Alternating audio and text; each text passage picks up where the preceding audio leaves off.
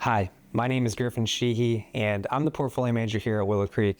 Today, we're going to start with a high-level overview of where the major market indices ended the quarter and touch on how this affected long-term returns. And then we'll round it out with a slide that discusses recent fixed income volatility. Let's dive in. Let's start with our first slide here. When we look at these returns, we want to focus on the points that hit our underlying investment philosophy like I've mentioned in the past.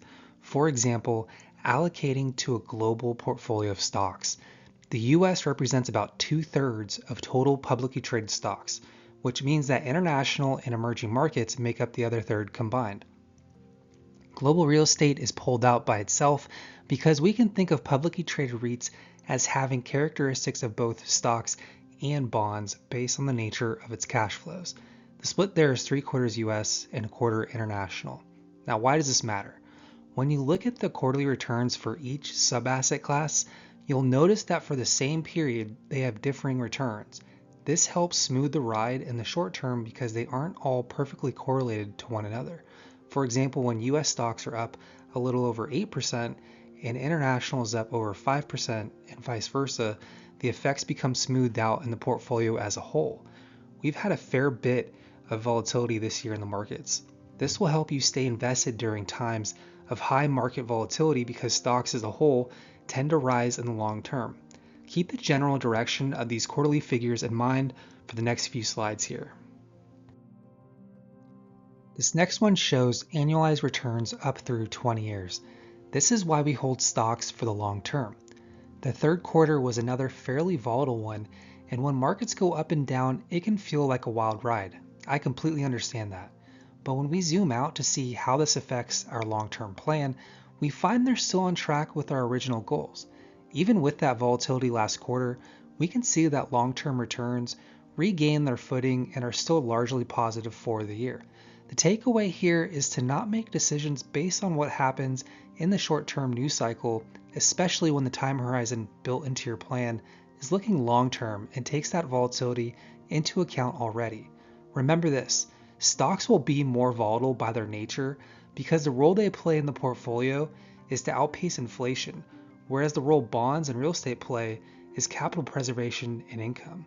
This also balances out short-term volatility from stocks. We don't talk too much about fixed income, but an interesting one came across my desk in the last few weeks. This comes from our friends at Vanguard. Since last quarter we talked about the VIX and volatility in the stock market, I figured we could talk about volatility on the bond side too. The Daily Move Index tracks volatility in US Treasuries, and this slide shows volatility going back 10 years. And that volatility has increased meaningfully in the last few years since the Fed has increased rates. Notice the pre-2022 average. Remember that when this number goes up, the highs are higher and the lows are lower.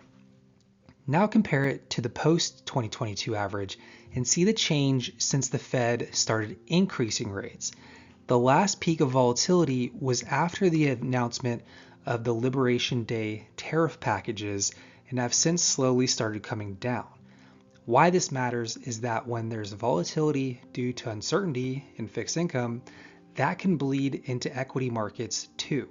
Hence, why sometimes fixed income markets and equity markets can be fairly correlated, even though conventional portfolio management says these two asset classes aren't. Times of stress tend to turn that on its head, and the MOVE index may presage volatility in equity markets given certain conditions. Thank you for joining me, and I hope you found those charts to be insightful and interesting. If you have any questions, please don't hesitate to reach out to me or your advisor, and we'd be happy to have a deeper conversation. Thank you.